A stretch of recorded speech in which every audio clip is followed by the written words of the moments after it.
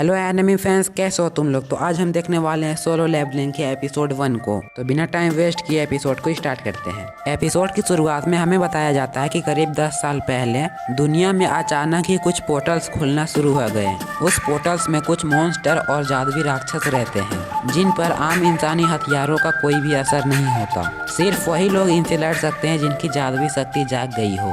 ऐसे लोगों को हंटर्स कहा जाता है। इन हंटर्स को उनके मैजिकल पावर्स के हिसाब से रैंक मिलती है, जैसे ABCD।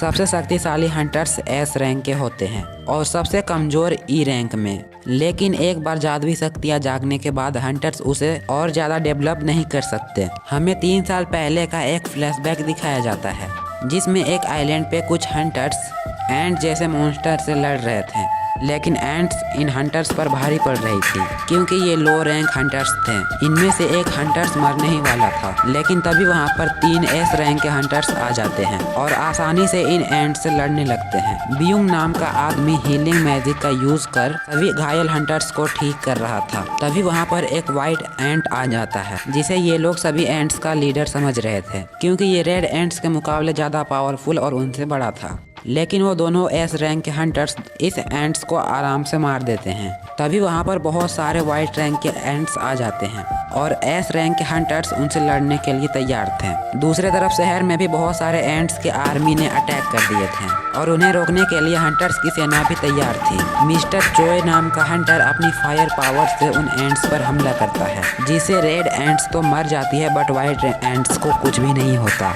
इसके बाद बाकी हंटर्स भी हमला कर देते हैं और फिर कहानी हमें प्रेजेंट के टाइम पे दिखाया जाता है। एक कंस्ट्रक्शन साइट के पास एक पोर्टल या डंजन ओपन होता है जिसके मॉन्स्टर को मारने के लिए कुछ हंटर्स को बुलाया जाता है। इनमें से पार्क नाम का एक हंटर होता है जिसने तो काम छोड़ दिया था, लेकिन उसकी वाइफ प्रेग्नेंट है, इसलिए वो आज का मिशन कंप्लीट करने आया है क्योंकि मिशन कंप्लीट करने से हंटर्स की कमाई बहुत अच्छी हो जाती है। तभी वहाँ पर कहानी का हीरो जिन्हो आ जाता है। सभी लोग जिन्हो को अच्छे से ट्रीट करते हैं और पार्क पूछता है कि ये लड़का कौन है, क्या ये बहुत पावरफुल है जो सभी लोग इसे देखकर खुश हैं। जिस पर किम नाम का हंटर बताता है कि बात असल में बिल्कुल ऑपोजिट है। जिन्हो को दुनिया का सबसे कमजोर हंटर माना जाता है। ये तो एक E रैंक के डंजन में भी घायल होकर हॉस्पिटल पहुंच जाता है। जिन्हो उन सब में सबसे ज्यादा कमजोर हंटर है। तो अगर इसे इस डेंजन पे बुलाया गया है, इसका मतलब ये है कि ये मिशन बहुत आसान होने वाला है, इसलिए सभी को इसे देखकर बहुत ज्यादा खुश है। और जिन्हो ने ये सारी बातें सुन ली थी, लेकिन वो जानता था कि इन्होंने जो भी बात की वो सच है। जिन्हो को एक जूही नाम की हंटर मिलती है जिसके साथ वो पहले भी मिशन पे जा चुका था। जूही एक हीलर है और वो सच में जिन्हो की केयर करती है। जिन्हो उसे बताता है कि पिछली E रैंक की मिशन में वो अकेला घायल हो गया था और उनकी टीम में कोई भी हीलर नहीं था क्योंकि उसके अलावा बाकी सब हाई रैंक के हंटर्स थे। इसी वजह से उन्हें हीलर्स की कोई भी जरूरत नहीं पड़ी, जो सुन जूही को बहुत बुरा लगता है। जिसके बाद डेंजन में जाने का समय शुरू हो जाता है। सॉन्ग नाम का हंटर खुद को इस मिशन का कैप्टन बताता है क्योंकि वहाँ मौजूद सभी लोगों में वो सबसे हाई रैंक का हंटर था। जिसके बाद सभी डेंजन के अंदर चले जाते हैं। जिन्हो अपना हथियार निकालता है जो कि एक छोटा सा लकड़ी का चाकू होता है। जिन्हो काफी गरीब है, इसलिए वो इससे महंगा हथियार नहीं खरीद सकता है। इसके बाद जिन्हो भी पोर्टल में इंटर कर लेता है। दूसरी तरफ हम हंटर एसोसिएशन के प्रेसिडेंट को देखते हैं जिनका नाम गो होता है और वो अभी अभी गवर्नमेंट के साथ एक मीटिंग करके आए थे। गवर्नमेंट चाहती थी कि डेंजन से मिलने वाला क्रिस्टल उन्हें दे दिया जाए। असल में उन मॉन्स्टर को मारने पर कुछ क्रिस्टल मिलते हैं जिन्हें मैजिक जेम्स कहा जाता है और हंटर्स इनको ही बेचकर पैसे कमाते हैं। इधर जिन्हो ने एक मॉन्स्टर को मार दिया था जिससे उसे एक मैजिक जेम मिल जाता है, पर तभी एक दूसरा मॉन्स्टर जिन्हो पर अटैक करता है। जिन्हो उसे मारने की कोशिश करता है पर उसका चाकू कमजोर होने की वजह से वो टूट जाता है। फिर वो मॉन्स्टर सीधा जिन्हो के अंदर एक तलवार घुसा देता है, पर तभी पार्क वहाँ पर आके उस मॉन्स्टर को मार देता है। जिन्हो बुरी तरह से घायल हो गया था और जूही उसके पास आकर उसे हील करने लगती है। जिन्हो देखता है कि बाकी हंटर्स बड़ी आसानी से मॉन्स्टर को मार रहे हैं। अब हाई रैंक मॉन्स्टर को मारने से और भी ज्यादा कीमती जेम्स मिलते हैं जिनसे ये लोग और पावरफुल हथियार बनाते हैं ताकि और भी पावरफुल मॉन्स्टर को मारा जा सके। हालांकि डेंजर्स पर खुदाई करने से माला क्रिस्टल भी मिलते हैं, लेकिन वो मैजिक जेम्स जितने पावरफुल नहीं होते हैं। लेकिन गवर्नमेंट इन जेम्स का इस्तेमाल एक नई एनर्जी सोर्स की तरह करना चाहते हैं क्योंकि ये बाकी पावर सोर्सेस जैसे न्यूक्लियर पावर, विंड पावर्स और सोलर पावर से काफ़ी ज़्यादा सेफ और सस्ता था और इनसे ज़्यादा पोल्यूशन भी नहीं होगा। अभी गवर्नमेंट इसी रिसर्च पर लगी है कि वो माना क्रिस्टल और मैजिक जेम्स का यूज कर इलेक्ट्रिसिटी कैसे जनरेट करें। इधर दूसरी तरफ सभी मॉन्स्टर को हंटर्स ने मार दिया था। अब उनका मिशन पूरा हो गया था, लेकिन उन्हें यहाँ पर ज़्यादा क्रिस्टल या माना जेम्स नहीं मिले थे, जिस वजह से इनकी ज़्यादा कमाई नहीं होगी। जेनुओ के पास तो सिर्फ एक ई रैंक का जेम्स था जो कि बहुत सस्ता है।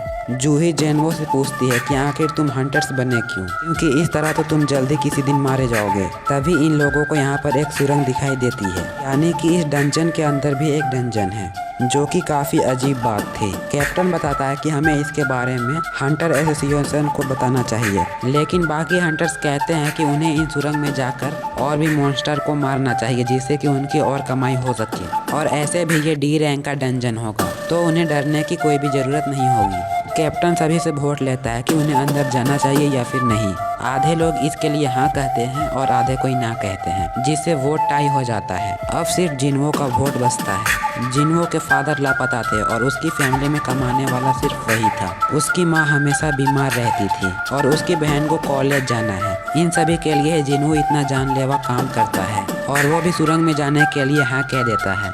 हंटर एसोसिएशन में भर्ती होने के लिए पहले इन्हें एक टेस्ट देना होता है, जिनसे इनकी मैजिकल पावर्स के बारे में पता चलता है और फिर उसी के हिसाब से इन हंटर्स को रैंक दिया जाता है।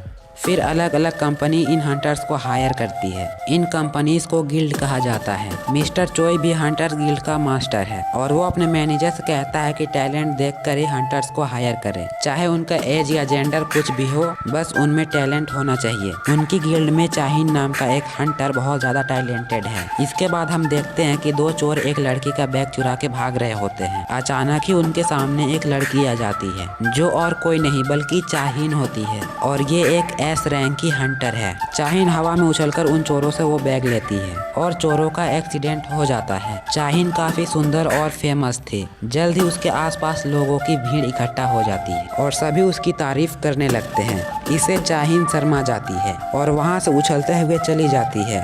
शायद चाहिन की पावर्स यही थी कि वो बहुत ऊंची ऊंची छलांग लगा सके। खैर, इधर हंटर्स गुफा में चलते जाते हैं। जिनुओ जूही से माफी मांगता है क्योंकि उसके वजह से जूही को भी अंदर आना पड़ा। जूही उसे काफी डांट लगाती है क्योंकि वो अभी मरते मरते बचा और फिर भी वो एक और डेंजन में जाने के लिए हाँ कह दिया। अगर टीम में कोई हीलर ना हो तो जिनुओ का जिंदा बचना नामुमकिन है। जिनुओ जूही से माफी मांगता है तो जूही कहती है कि वो माफी के लिए उसे डिनर डेट पर ले जा सकता है, जो सुन जिनुओ थोड़ा शर्मा जाता है। सुरंग के आखिर में उन्हें एक बहुत बड़ा दरवाजा मिलता है, जिन्हें खोलकर ये लोग अंदर जाने लगते हैं। इधर प्रेसिडेंट नए भरते हुए हंटर्स को बताते हैं कि 10 सालों के बाद भी इन्हें पोर्टल्स के बारे में ज़्यादा जानकारी नहीं मिली है। कोई नहीं जानता है कि डंजन में कब क्या हो जाए और हंटर बनना एक काफ़ी रिस्की काम है। भले ही ये कितनी भी मिशन कंप्लीट कर ले, पर इन्हें हमेशा चौकन्ना ही रहना चाहिए। जिंदा रहने के लिए यही सबसे इम्पोर्टेंट है। दरवाज़ा खोलकर ये लोग एक बहुत बड़े कमरे में आ जाते हैं, जिसके अंदर ढेर सारे स्टेचू रखे हुए थे, जो कि सैकड़ों साल पुराने लग रहे थे।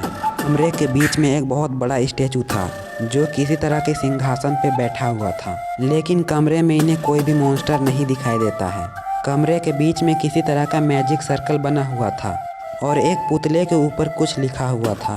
कैप्टन पढ़ता है कि इस जगह का नाम काटोनोन टेम्पल है और यहाँ आए लोगों को पहले गॉड की पूजा करनी चाहिए, फिर गॉड की तारीफ करना चाहिए और जो लोग इस बात को नहीं मानेंगे वो यहाँ से जिंदा लौटकर वापस नहीं जा सकेंगे। तभी जूही जिनुओ से डरते हुए कहती है कि उसने एक स्टेचू की आंखें हिलती हुई देखी है। तभी उस कमरे का दरवाजा अपने आप बंद हो जाती है और अब ये सभी लोग यहाँ फंस गए थे।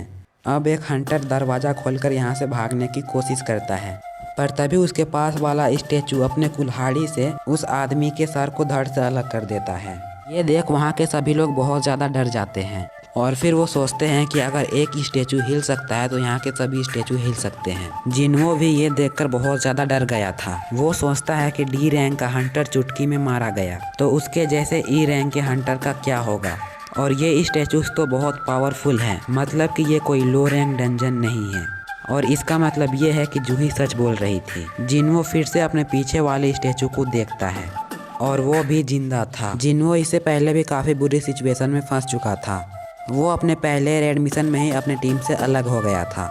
उसे एक ई रैंक के मॉन्स्टर ने घायल किया था और वो काफी हफ्तों तक हॉस्पिटल में ही रहा। एक बार तो वो एक भूल भुलैया में अटक गया था और भूख प्यास से ही वो मरने वाला था। लो रैंक डेंजर में जाना है उसके लिए जिंदगी और मौत का सवाल है। बाकी हंटर्स को मैजिक जेम बेचकर जो पैसे मिलते हैं वो उन पैसों से और भी ज़्यादा स्ट्रॉन्ग हथियार ले लेते हैं ताकि वो और पावरफुल मॉन्स्टर को मार सके। लेकिन जिन्हों के पास तो सिर्फ एक सस्ता सा चाकू था और उसके टूटने के बाद जिन्हों खाली हाथ है और उसके जूते भी फट चुके हैं। इतनी खतरनाक जॉब करने से भी जिन्हों काफ़ी कम पैसे कमा पाता है, लेकिन जिंदा बचे रहने के लिए वो हर समय चौकन्ना रहता है। उसके आसपास क्या चल रहा है वो बारीकी से ऑब्जर्व करता है। उसने जो एक मॉन्स्टर मारा था वो भी चुपके से मारा था। खैर अब उस स्टैचू की आंखें लाल होते ही जिन्हों सभी को नीचे झुकने को कहता है। उस स्टैचू की आंखों से आग निकलती है जिससे एक हंटर वहीं पर जल के राख हो जाता है, पर जिन्हों खुद को और जूही को बचा लेता है। सभी हंटर बुरी तरीके से डरे हुए थे। जिन्हों सोचता है कि ये सब क्यों हो रहा है, यहाँ से बाहर जाने का कोई रास्ता नहीं है, यानी कि वो भी अब मारा जाएगा।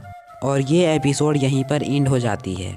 तो दोस्तों इस नए एनिमे का पहला एपिसोड आप लोगों को कैसा लगा कमेंट बॉक्स में ज़रूर बताना। और अगर आप लोग चैनल पर न्यू हो तो प्लीज़ चैनल को सब्सक्राइब कर लेना और वीडियो को एक लाइक करके बेल नोटिफिकेशन को भी ऑन कर लेना।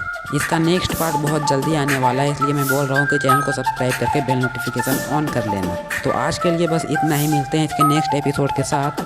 तब तक के लिए बाय बाय।